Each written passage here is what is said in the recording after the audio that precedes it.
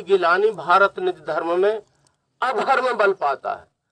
तो अधर्म क्या है? सार्वभौमिक धर्म में गिलानी आती। सार्वभौमिक धर्म में गिलानी का स्वरूप क्या? चातुर्वर्ण धर्म में गिलानी। चातुर्वर्ण धर्म में गिलानी का स्वरूप क्या? कि जब निज धर्म का आचरण समाप्त हो जाता है, जब गुण धर्म का पालन समाप्त हो जाता है, उस गुण धर्म का स्वरूप क्या है? वो समता मूलक व्यवहार, अभेदात्मक व्यवहार, प्राणी मात्र से परमात्मा व्यवहार, आत्मत व्यवहार। तो वहां किसी प्रकार की कोई विषमता का शब्द नहीं रह जाता है। मानवीय व्यवहार में विषमता का कोई शब्द नहीं रह जाता है। आत्मत व्यवहार वो श्रेष्ठ।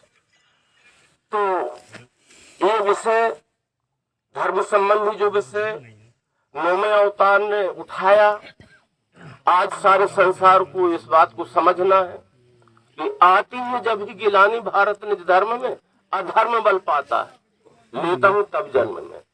तो उस अधर्म को, अधर्म का स्वरूप क्या है?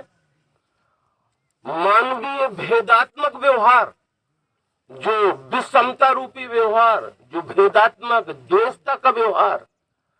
और द्वेषता जब रहती है मानव में, द्वेषता यानी द्वैत मूलक व्यवहार, जो द्वेषता है उसमें आसक्ति भी रहती है। तो तीन गुणों के विकारों के आसक्ति का व्यवहार, वो विषमता, जो हर क्षण हर पल मनुष्य को दुख पहुंचाने वाला व्यवहार, यही धर्म गिलानी का स्वरूप।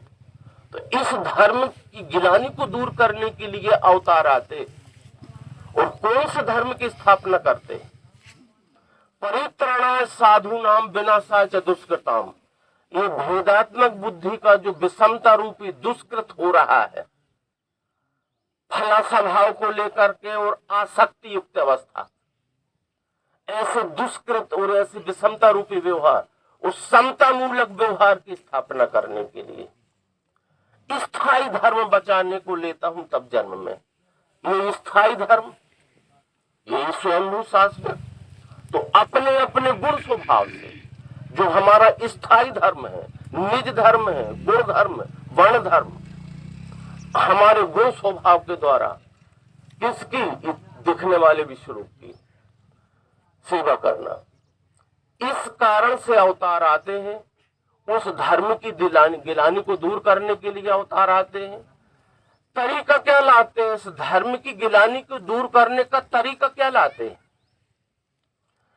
तरीका दिव्य दृष्टि। दिव्य दृष्टि, उसके अनेक पर्यायवाची नाम हैं।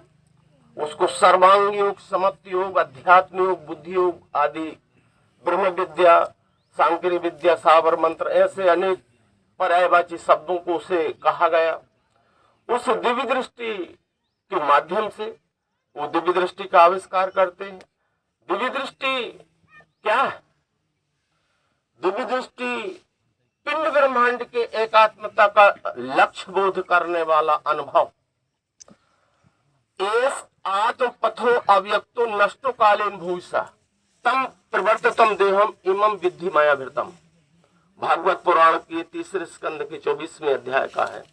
भगवान कपिल कहते हैं कि आत्मज्ञान का सूक्ष्म मार्ग जब लोग भूल जाते हैं, जिसके परिणाम स्वरूप मानव समाज में विषमता फैल जाती है, उस विषमता के परिणाम स्वरूप मानव द्वैत बुद्धि मूलक व्यवहार करने लगता है, जिसका परिणाम भयावह रूप में वर्तमान में दिख रहा है, दुख और अशांति के रूप में।